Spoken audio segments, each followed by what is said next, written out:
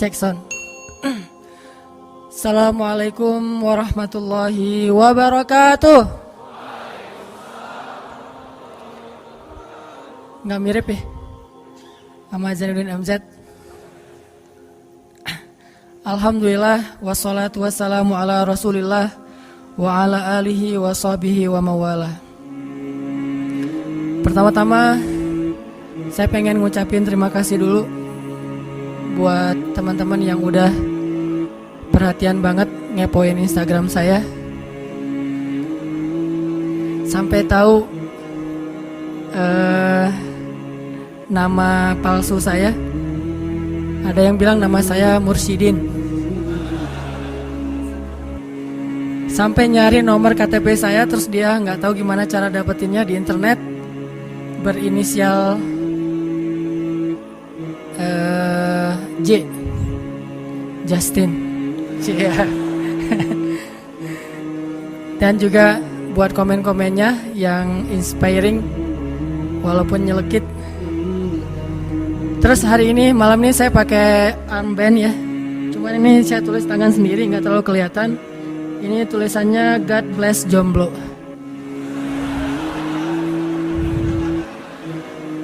Silakan nanti kita sama-sama mengkampanyekan God Bless Jomblo dengan hashtag GBJ. Mudah-mudahan dengan kita terus mendoakan teman-teman single. Maaf ya, bukan jomblo, single. Kalau jomblo kan ngenes ya. Kalau single lumayan. Ini artinya saya sangat empati kepada nasib teman-teman. Dan terus mendoakan supaya cepat dapat bidadari. Malam ini kita akan bahas why ya. Ini nadanya harus sedikit nelangsa. Saya bacain dulu caption yang dibuat sama tukang poster tentang why. 2 tambah 2 minus 1.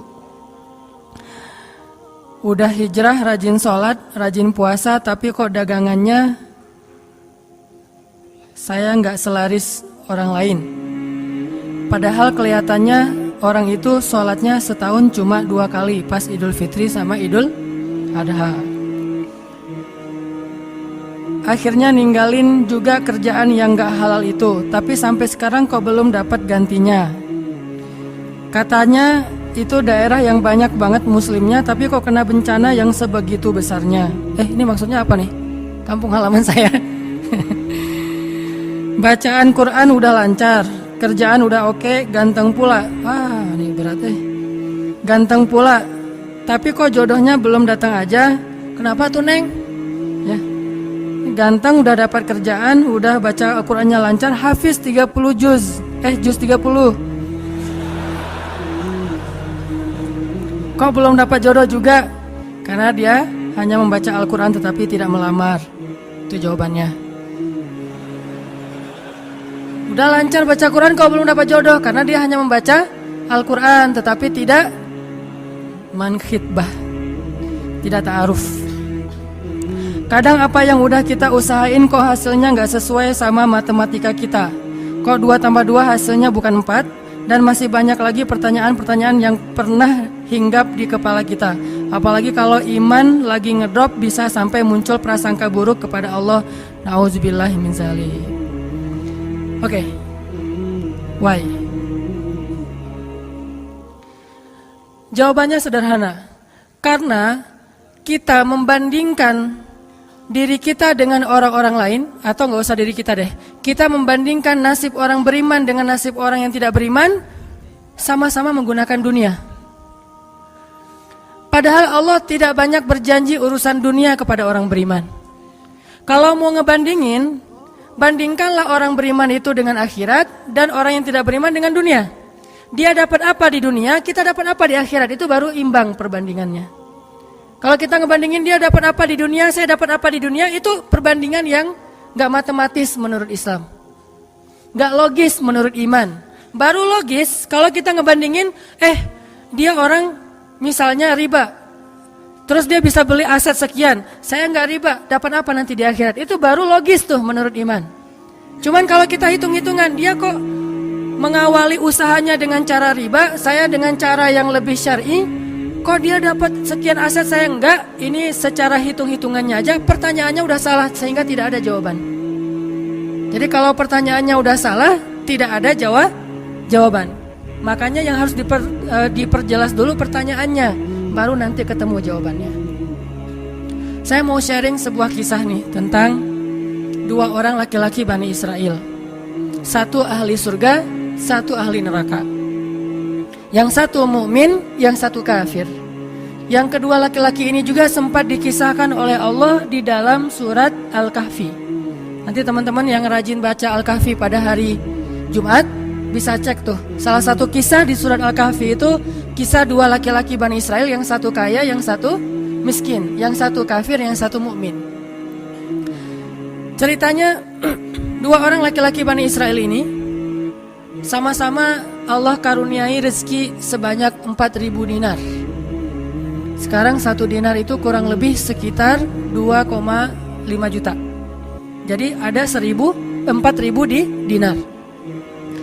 Lalu laki-laki kaya, laki-laki kafir, laki-laki yang tidak beriman, membeli sebuah rumah yang sangat bagus di puncak bukit dengan view yang luar biasa dengan harga 1.000 dinar. Sehingga kemudian dia datang kepada temannya yang mukmin, dia bilang, "Hei, yuk ke rumah saya tunjukin rumah baru saya." Datang nih ke rumah baru laki-laki yang tidak beriman. Pas ngelihat dari gerbangnya luar biasa, tamannya luas, ada rusanya, ada kijangnya, ada marmutnya, ada segala macamnya, ada onta, ada kuda, lengkap aja tuh. Ini rumah atau kebun binatang ya? Pokoknya rumahnya keren aja. Terus laki-laki beriman nanya, "Ini rumah baru?" "Ya." "Berapa kamu belinya?" 1.000 dinar. "Bagus kan?" Bagus.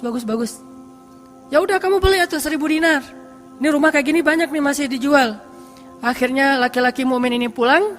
Malam harinya dia sholat, kemudian dia berdoa, "Ya Allah, sahabat saya sudah membeli sebuah rumah yang besar, rumah yang bagus dengan harga 1.000 dinar. Maka besok saya ingin membeli itu di surga dengan cara bersedekah 1.000 dinar. Maka berikanlah untuk saya rumah yang lebih bagus di surgamu ya Allah." Dia sedekah 1.000 dinar. Lalu besoknya ketemu sama temannya yang tidak beriman, nanya, "Udah beli rumah?" "Udah." "Di mana?" "Nggak dekat dengan rumah saya, jauh," kata dia. "Di mana itu?" "Di surga." "Hah? Caranya gimana?" "Sedekah." "Wah, kamu mah orangnya fanatik lah, istilahnya sok soleh lah, apalah segala macam, Pak Haji." Diledekin aja tuh. Diledekin. Taulah yang udah hijrah kan gitu ya, suka ada istilah-istilah ngeledekin. Ya udah hijrah, anak masjid, apa istilah-istilahnya. Diledekin gara-gara dia bersedekah 1.000 dinar. Sebagai ganti temannya yang membeli 1.000 dinar itu bisa beli rumah yang besar. Diledekin terus. Setelah berlalu sekian lama, kemudian laki-laki yang pertama ini yang tadi tidak beriman nikah. Istrinya tuh cantiknya luar biasa, usianya ABG, cantik. Setelah selesai dia lamar, nikah, pas hari pernikahan ngundang temannya yang beriman. Datang ya ke acara pernikahan saya. Acaranya tuh weddingnya itu ada IO-nya, IO terkenal, paling terkenal di situ. IO Bani Israel. Jadi wedding bukan IO ya, wedding organizer-nya Bani Israel. Kan orang Bani Israel mah orang Yahudi ini kalau bikin acara tuh luar biasa ya.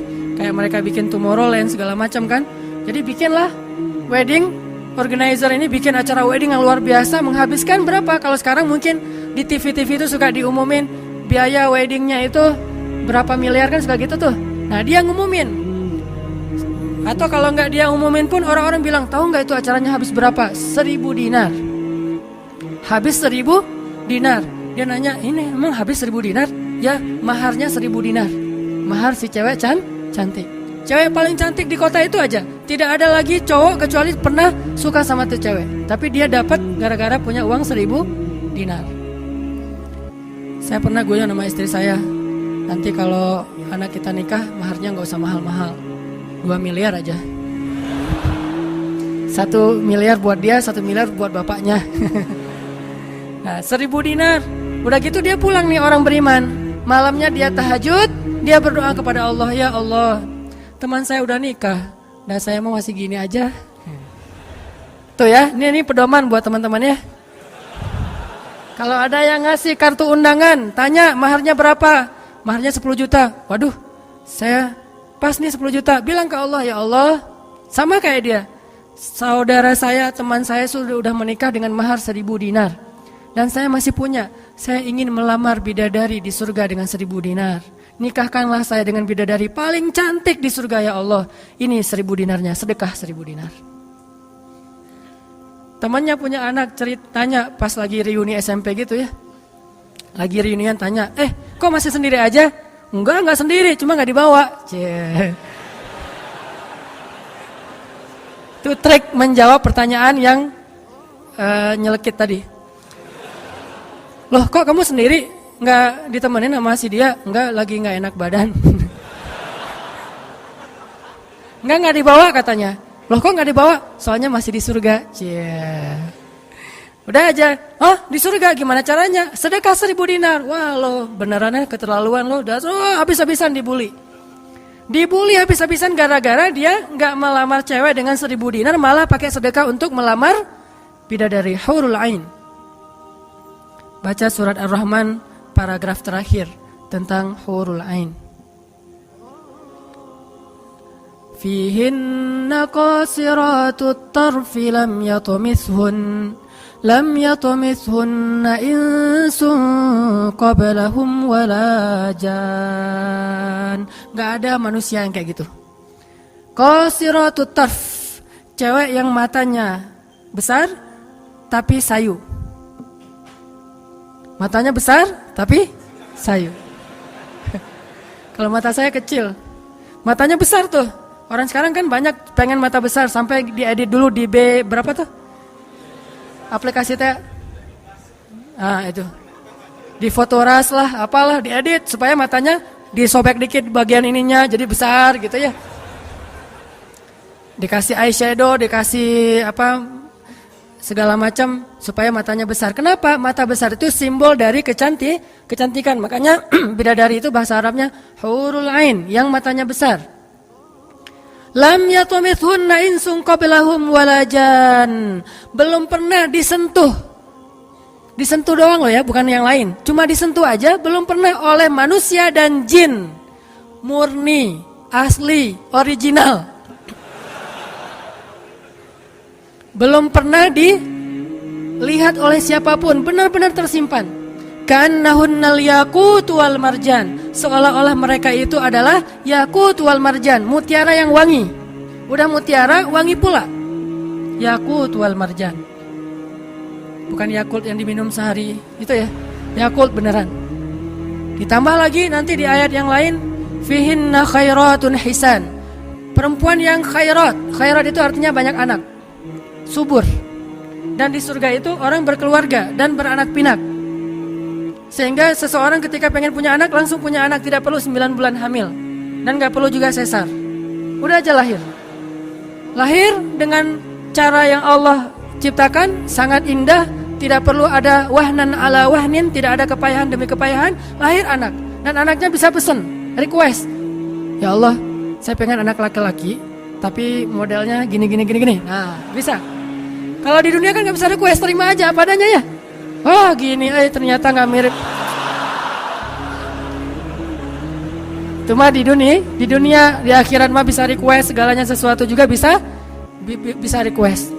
Udah aja kayak gitu, hurul ain. Sehingga dia tahu, gimana pun cewek ini cantik, tidak pernah bisa mengalahkan satu hurul ain. Seandainya jemari hurul ain, jari kelingking doang dikeluarin dari surga ke dunia, maka cahaya matahari akan tertutup oleh cahaya jari kelingkingnya hurul ain. Kalau hurul ain sempat keluar dari surga, jatuh ke bumi, kau bidadari jatuh dari langit gitu kan ya. Nah, jatuh tuh ke bumi beneran, maka nafasnya, satu kali dia bernafas, semua manusia akan mati karena tergila-gila kepada dia. Harumnya nafas hurul ain. Gak usah dibayangin, ntar makin gak bisa tidur. Sekedar ilustrasi doang nih. Akhirnya dia lamar tuh hurul ain dengan sedekah 1000 dinar. Udah aja sih kayak gitu. Dan dia merasa, alhamdulillah saya lebih beruntung dari dia, saya lebih beruntung dari dia. Gitu matematika mukmin. Baru setelah beberapa tahun, teman yang pertama tadi yang tidak beriman beli kebun yang sangat luas. Lalu ngajak lagi teman yang beriman, yuk ke kebun saya. Kamu udah punya kebun? Udah, datang aja. Kamu tahu nggak nih kebun yang saya beli berapa? 2000 dinar. Kebun kurma yang sangat luas, yang di dalamnya ada mata airnya sendiri, yang tidak seolah-olah tidak ada batas ketika kita memandangnya. Terus sepanjang mata memandang. Kebun kurma yang rindang, 2000 dinar. Lalu laki-laki ini pulang lagi, ya Allah, izinkan saya membeli kebun-kebun surgamu dengan 2000 dinar karena saudara saya itu udah membeli kebun di dunia. Sedekah lagi 2000 dinar. Terus kayak gitu sampai mereka tua. Yang satu meninggal dalam keadaan kaya raya tapi kafir, yang satu lagi meninggal dalam keadaan miskin tapi beriman. Siapa lebih beruntung? Tergantung matematika yang dipakai. Kalau matematikanya materi duniawi, pasti orang yang pertama yang tidak beriman lebih beruntung. Bisa menikmati dunia habis-habisan sampai hari tuanya. Tapi kalau matematikanya matematika mukmin, Rabbani, maka pasti yang kedua lebih beruntung dari yang pertama. Nanti setelah mereka meninggal, ini ceritanya panjang sekali dan kemudian jadi salah satu tafsir dari Al-Quran surat As-Saffat yang nanti kita baca. Di akhirat, kalau teman-teman tahu kalau kita baca tafsir itu ternyata ya, di surga itu punya jendela. Kayak rumah punya jendela. Cuman saya nggak tahu seperti apa bentuk jendelanya karena surga itu kata Nabi, ma la ainun ra'at wa la udhunun sami'at. Yang nggak pernah dilihat oleh mata, yang nggak pernah didengar oleh telinga, yang nggak pernah dibayangkan oleh imajinasi manusia. Yang jelas ada jendela itu di surga. Nah, jendela ini apa? Jendela ini dipakai untuk mengintip ke neraka. Jadi nanti kalau ada kisah-kisah penduduk surga menyelamatkan orang-orang di neraka itu lewat jendela itu. Kalau ada cerita penduduk surga dan penduduk neraka berdialog, itu lewat jendela itu. Bukan keluar dulu sama-sama keluar terus ada ruangan khusus dialog gitu, enggak. Atau pakai misalnya Skype gitu ya. Nelpon neraka pakai Skype. Tling lagi disiksa. Aduh, ada yang nelpon, bentar dulu. Kan enggak ada yang gitu ya. Ini mah pakai jendela, jadi jangan pakai imajinasi teknologi yang sekarang. Nggak ada Skype, nggak ada WhatsApp call, video call gitu. Nggak ada line, yang ada lewat jendela. Begitu dia ngelihat ke jendela, dia langsung Allah berikan dimensi melihat neraka. Langsung Allah kasih ruang untuk bisa melihat neraka. Di neraka itu dia akan bertanya kepada malaikat neraka, ngasih kayak kertas gitu. Tolong cariin yang namanya ini. Cariin. Oh ya, ini masa nggak kenal kayaknya di surga. Emang siapa? Hananataki. Penduduk malaikat neraka mah nggak kenal. Amin. Aminin atuh. Mudah-mudahan semua kita tidak dikenal di neraka. Dikenal di surga insya Allah. Kalau ini mah nggak boleh heureuy. Ini serius nih mah. Udah aja ngasih nama gitu ya ke malaikat penjaga neraka. Kenal nama ini nggak? Oh ntar dulu nanya ke yang lain. Kenal nama ini nggak? Wah ada tuh yang di pojok sana tuh lagi dihabis-habisin sama malaikat. Udah malaikat yang itu bawain sini gitu. Pas dibawain ternyata itu adalah laki-laki tadi yang di dunia saling bersaing dalam memperkaya diri. Satu memperkaya diri di dunia ya, satu lagi memperkaya diri di akhirat. Bro, gimana nasib lo sekarang? Waduh, saya sekarang disiksa segala macam, dia ngaku kesalahannya. Lah kamu gimana? Dulu kamu katanya beli rumah di surga, terus nikah di surga, terus beli kebun di surga, udah dapat.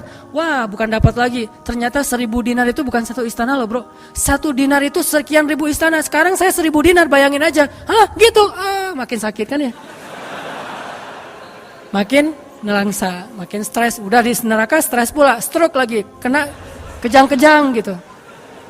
Enggak di neraka kejang-kejang aja enggak enak, stroke enggak enak, apalagi udah stroke-nya di neraka kan lebih enggak enak tuh.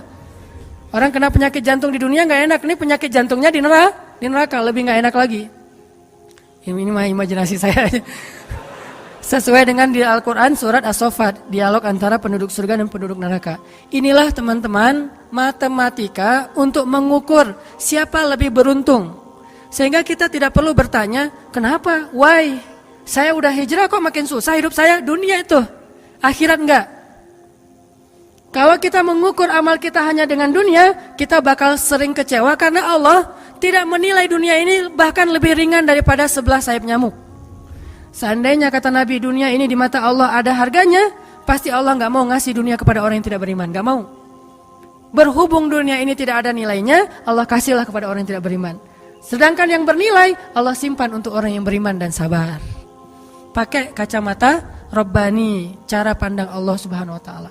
Sehingga ketika kita hijrah, kita minta tolong kepada Allah urusan dunia, tetapi kita yakin kalau kita istiqomah, ikhlas, maka di akhirat wa ma indallahi khair. Itu harus jadi mantra yang kita ulang-ulang tuh. Kalau teman-teman lagi cemburu dengan dunia seseorang, bilang wa ma indallahi khair. Apa yang ada di sisi Allah lebih baik. Udah enggak jadi cemburu tuh. Saya pakai itu sebagai terapi buat diri saya sendiri. Kalau saya lagi ada rasa kayak kepengen apa yang orang punya, ada rasa iri, ada rasa cemburu, ada rasa kayak merasa orang lain lebih beruntung dari kita, saya selalu pakai mantra wa ma indallahi khair, wa ma indallahi khair, wa ma indallahi khair. Sehingga hilanglah rasa cemburu itu. Apa yang ada di sisi Allah lebih baik, apa yang ada di sisi Allah lebih baik, apa yang ada di sisi Allah lebih. Walal akhiratu khairul laka minal ula, wal akhiratu khairu wa abqa. Akhirat lebih baik bagimu dan daripada dunia. Akhirat lebih baik dan lebih kekal. Itu aja yang kita ulang-ulang mantranya. Wa ma indallahi khair. Udah aja senyum. Kita yang istiqomah gini-gini aja, orang lain yang tidak istiqomah, yang sudah melenceng jadi gitu. Ya udah, apa yang di sisi Allah lebih baik. Ada yang gara-gara misalnya dukun bertindak jadi nikah, kita bertindak sendiri nggak nikah-nikah misalnya ya. Ya udah aja, wa ma indallahi khair. Dan apa yang ada di sisi Allah itu bukan hanya akhirat tetapi juga dunia. Cuman Allah tidak memberikannya dalam waktu yang segera kepada mukmin karena Allah ingin melihat dulu ketabahan, kesabaran dan keistiqomahan kita. Matematika itu coba kita pakai dalam hidup. Kayak saya pernah dulu banget awal-awal saya di Bandung masih senang usaha-usaha gitu sebelum ada dakwah. Kan pertama saya masuk ke Bandung bukan berdakwah. Lama-lama setelah lelah berusaha akhirnya berdakwah. Karena nggak mendapatkan kebahagiaan hanya dengan harta. Kan dulu saya pernah usaha bisnis pulsa yang saya pernah cerita. Ada 60 cabang pulsa saya di Bandung. Terus naik lagi bisnis jual beli mobil bekas. Beli, jual. Terus terakhir pernah main properti walaupun gak sampai punya klaster, sampai punya perumahan. Tapi 1-2 properti beli, jual lagi, perbaiki, jual dan segala macam. Waktu itu saya sempat hampir kegoda sama teman saya yang beli beberapa aset ruko di daerah Antapani. Dulu Antapani nggak seperti sekarang, masih murah-murah tuh rukonya. Dan kan cepat banget tuh perkembangan Antapani ya. Dia beli tuh 1 ruko di Antapani dengan DP, lalu dia cicil. Nah, cicilannya ini dibayar oleh yang kontrak. Kebetulan ruko dia dikontrak oleh warung Padang. Sehingga dia paling nambah-nambah dikit lah, walaupun yang nggak bisa utuh, tapi dia nambah-nambah dikit. Ini udah azan? Udah? Oh, nanti ceritanya next, insya Allah habis sholat isya. Barakallah. Bismillahirrahmanirrahim. Tadi sampai di mana teman-teman? Oh iya, Antapani ya. Sampai Antapani. Nah waktu itu nggak ada basa-basi, langsung aja. Bismillahirrahmanirrahim. Teman-teman kita lanjutkan. Sampai di Antapani. Jadi teman saya tuh ada yang investasi dengan beli salah satu ruko di Antapani dengan cara nyicil DP, terus yang bayar cicilannya itu adalah yang kontrak. Kalau nggak utuh pun dia tambahin sedikit lah, paling nambahin 500.000 sebulan. Setelah kurang lebih 3 tahun, akhirnya itu udah lunas, dia bisa nge-DP-in lagi yang baru. Setelah sekitar 5 tahun berjalan, saya ketemu lagi sama dia. Dia bilang, ini semuanya udah ruko saya nih. Udah ada sekitar 6 ruko yang dia punya. Dan setengahnya dipakai sama Alfamart. Sisanya dipakai ada warung Padang, ada apa di situ. Sehingga dengan cara dia bisa cepat berkembang. Saya di awal menganggap diri saya tuh agak-agak idealis. Anggapan pertama, waduh saya ini kayaknya terlalu idealis kali ya gitu. Mulai galau kan, mulai tidak istiqomah. Jangan-jangan saya terlalu kaku nih dalam agama. Lagi nyari-nyari dalil mana nih yang membolehkan gitu kan ya. Biasalah apalagi ustadz kan bisa ngotak-ngatik gitu kan, sampai bisa menemukan dalil boleh, tapi nggak nemu. Akhirnya yang bisa menguatkan hati apa? Wa ma indallahi khair. Apa yang ada di sisi Allah lebih baik. Kalau mau kayak gitu, mungkin sekarang saya udah punya juga beberapa ruko. Tapi karena nggak bisa dengan cara seperti itu, akhirnya ya punya itu aja dan tidak berkembang secara duniawi. Tetapi saya yakin mudah-mudahan dengan itu kita berinvestasi di akhirat. Makanya ini matematika harus jadi pola pikir kita, harus jadi mindset, persepsi kita dalam hitung-hitungan amal. Sehingga ketika kita belajar Islam, mulai bertaubat, mulai berhijrah, lalu Allah Subhanahu wa taala seolah-olah lebih memanjakan orang lain yang belum berhijrah, yang belum bertaubat daripada kita dengan dunia. Katakan wa ma indallahi khair. Apa yang ada di sisi Allah lebih baik. Katakan bahwa wal akhiratu khairun wa abqa. Akhirat lebih baik dan lebih kekal. Katakan walal akhiratu khairul laka minal ula. Dan akhirat itu lebih baik bagimu daripada dunia.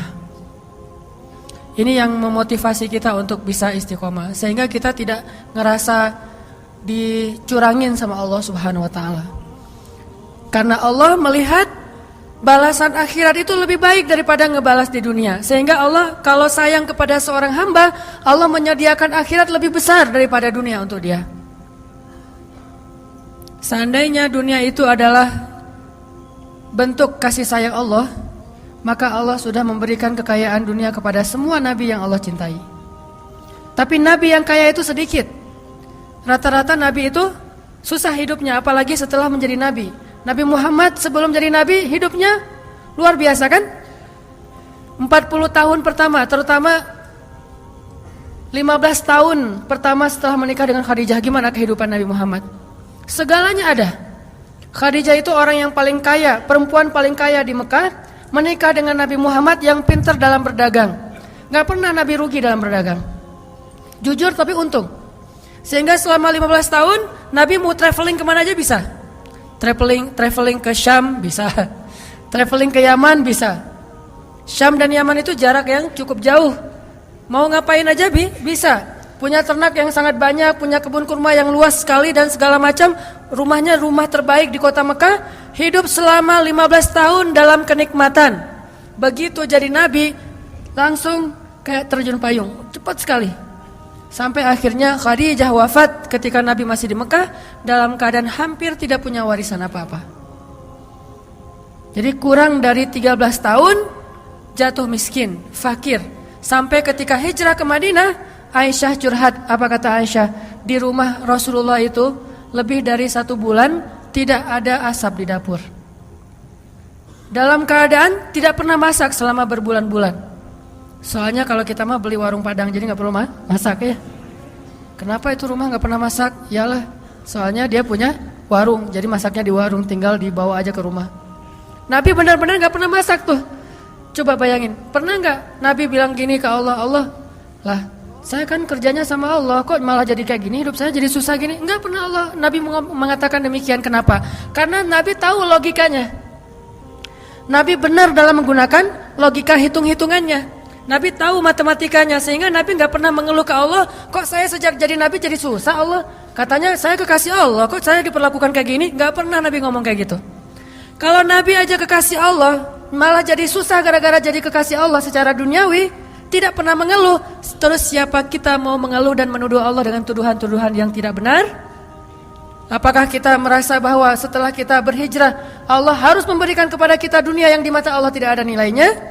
Berarti kita meminta kepada Allah sesuatu yang tidak baik dan membuang sesuatu yang baik. Itulah yang dulu pernah dinasihatkan oleh Musa kepada Bani Israel di dalam surat Al-Baqarah. Coba teman-teman lihat di surat Al-Baqarah itu ayat 61.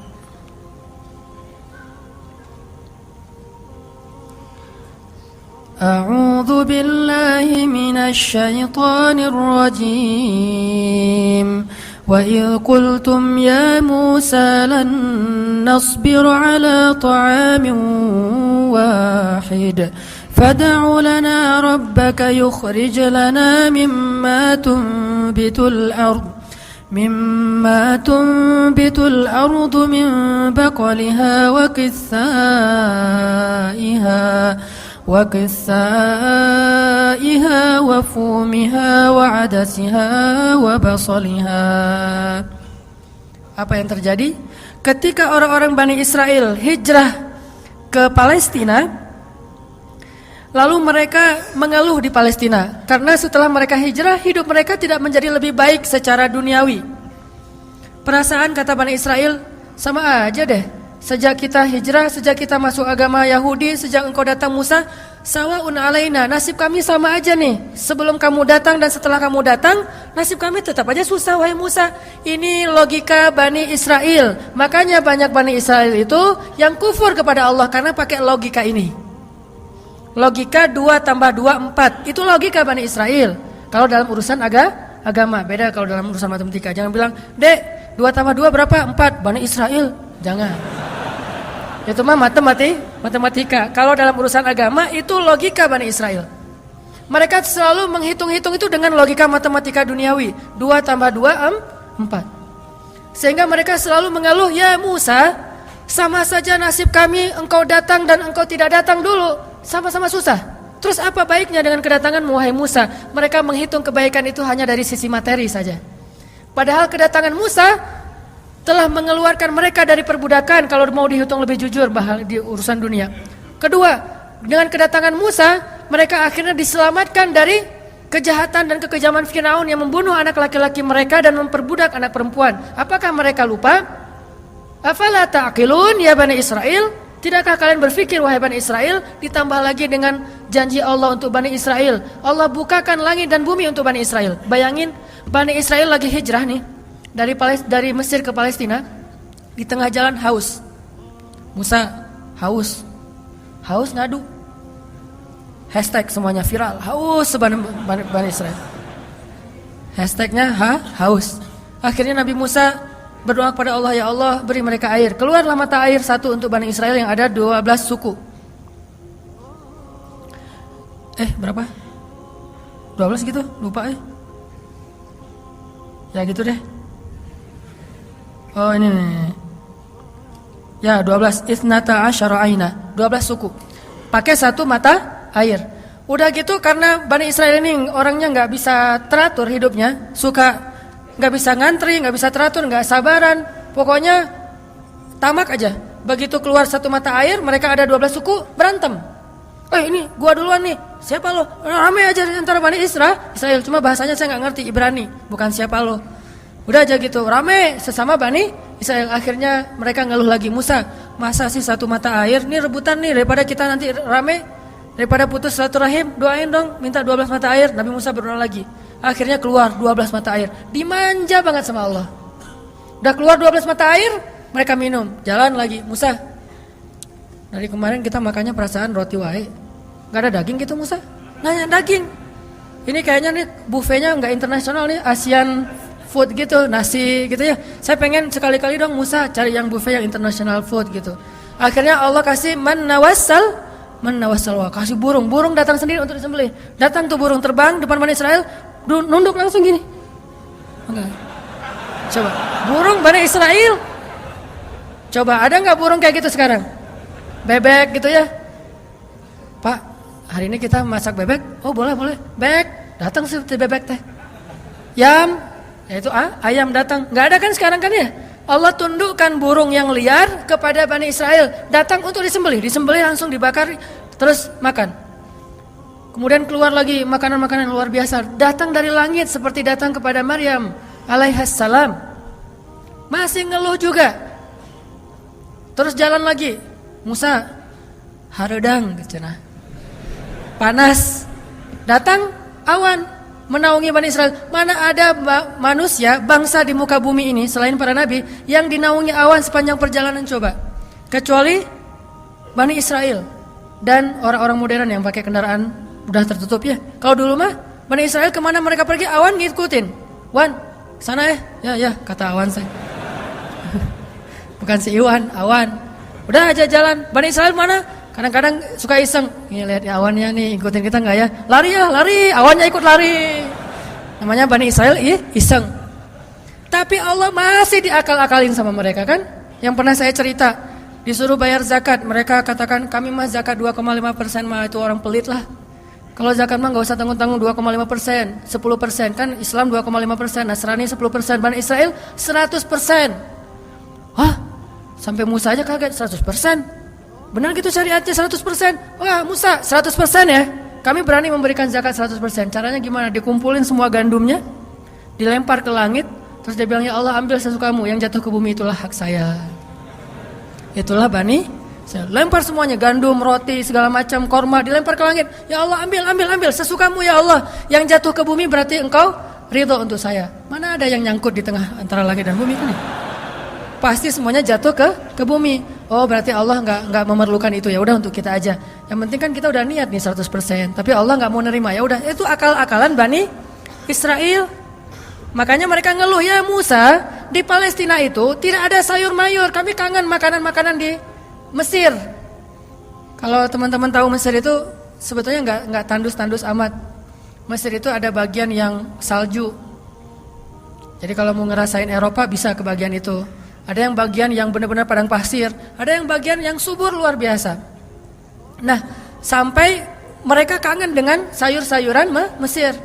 Kangen dengan bayam, kalau di kita mah kangen dengan singkong, kangen dengan jengkol.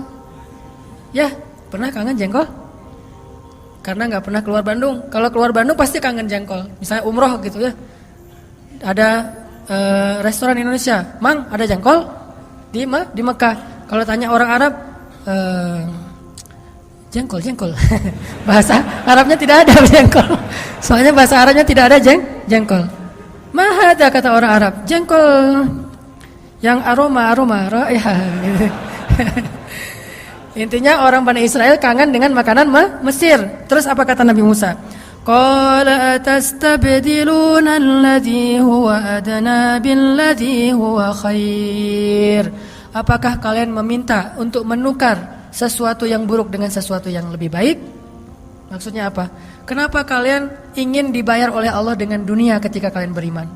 Kalau Bani Israel itu kalau beriman hitung-hitungan banget. Habis beriman harus rezekinya berlimpah. Habis beriman harus terbebas dari segala masalah. Habis beriman harus dimanjain banget dunianya. Itu pola pikir Bani Israel. Sedangkan para nabi dan orang-orang yang beriman gak kayak gitu cara berpikirnya.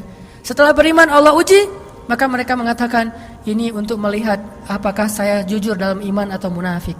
Seperti kata Bilal. Ketika Bilal beriman, dengan qadarullah dia ketahuan imannya oleh tuannya Umayyah bin Khalaf, lalu disiksa oleh Umayyah bin Khalaf. Setelah disiksa berhari-hari, Umayyah ngomong gini, Bilal, mana Tuhan kamu? Coba lihat tuh, kamu disiksa-siksa, Tuhan kamu gak pernah ngebelain kamu, Muhammad juga gak pernah ngebelain kamu. Jadi kamu tuh sebetulnya kasihan, tinggal sendiri, gak pernah dibelain oleh siapa-siapa. Kalau gak saya nyelamatin kamu, kamu akan celaka wahai Bilal. Apa kata Bilal? Ya Umayyah, udah gak bilang lagi Tuhan, dia mah udah beriman, gak ngomong lagi Tuhan, gak ngomong lagi gitu. Kalau saya diuji atau disiksa karena keimanan saya, itu berarti Allah ingin melihat kesabaran saya. Maka kalian akan melihat sabar saya lebih kuat daripada sabarnya orang Arab. Karena orang Arab Mekah itu terkenal dengan keteguhan dan kesabarannya. Saya akan lebih sabar daripada laki-laki Arab dan akan lebih kuat daripada gunung Uhud. Bilal tahu itu. Jadi bukan, ya juga ya Umayyah, ya udah deh balik lagi aja kayak dulu. Enggak, Bilal mah enggak ngomong kayak gitu. Kan orang suka pundung gitu ya. Pundung fisabilillah. Baru hijrah, Allah kasih ujian pundung. Aduh, sama aja udah hijrah enggak hijrah tetap aja enggak bisa dapat jodoh. Gitu kan? Akhirnya udahlah sekalian kayak dulu aja. Aduh, sama aja ternyata udah rajin ngaji, belum kelihatan juga ke atas, masih aja enggak ada yang kecantol misalnya kan ya. Aduh, udah rajin udah pindah kerjaan, tetap aja belum dapat kerjaan yang lebih baik. Kata Allah, wa may yattaqillah yaj'al lahu makhraja. Mana? Wa yarzuqhu min haitsu la yahtasib. Mana tuh? Jawabannya Allah berikan itu setelah Allah lihat kesabaran kita.